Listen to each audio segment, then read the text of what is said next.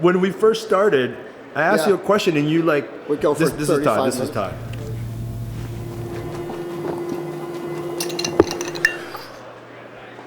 Paulo.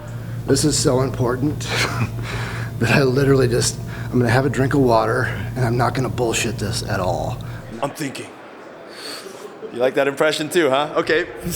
Talk to me about this. I'm asking you to cut me a little slack, and here's why. It's because the paradigm that doesn't have any common language.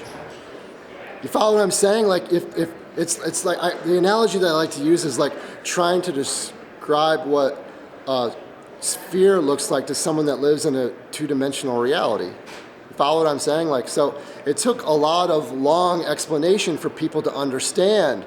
So now that people are starting to get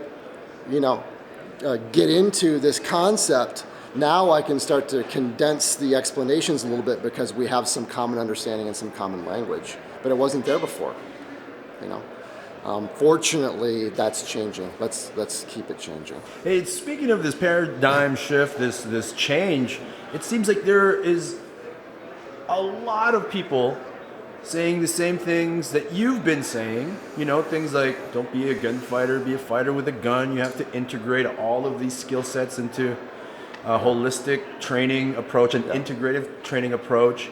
People like Tim Kennedy are saying it, Jared, Sal, yourself. Why are people still saying dumb shit like, I'll just shoot the guy? I mean, it seems to me that this is a thing. And maybe it's always been a thing. Maybe it's a new thing. It's going to take time to reach a tipping point, right? We're seeing the shift happen, but we just haven't reached that tipping point yet. People are still invested. They're invested emotionally, they're invested mentally, they're invested with their belief systems, they're invested financially, right? So they're still invested in it. There's something called, whenever change is taking place, there's something called homeostatic resistance, right?